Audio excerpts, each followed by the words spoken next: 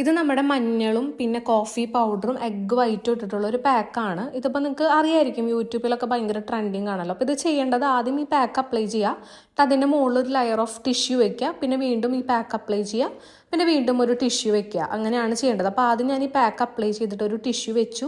ഇനി ഇതിൻ്റെ മുകളിൽ ഞാനൊരു ലെയറും കൂടി പാക്ക് ഇട്ടിട്ട് പിന്നെ ഒരു ടിഷ്യൂയും കൂടി വെക്കുകയാണ് ചെയ്തത് കേട്ടോ.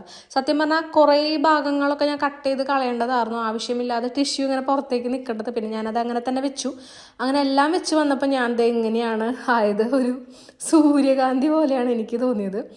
പിന്നെ എനിക്ക് തോന്നി കുറച്ചധികം സമയം കൂടി വെക്കായിരുന്നു എന്നുള്ളത്. കാരണം ചില ഭാഗമൊന്നും ഭയങ്കരമായിട്ട് ഡ്രൈ ആയിട്ടുണ്ടായിരുന്നില്ല. ഡ്രൈ ആയ ഭാഗങ്ങൾ വലിച്ചെടുക്കുമ്പോൾ നല്ല വേദന ഉണ്ടായിരുന്നു.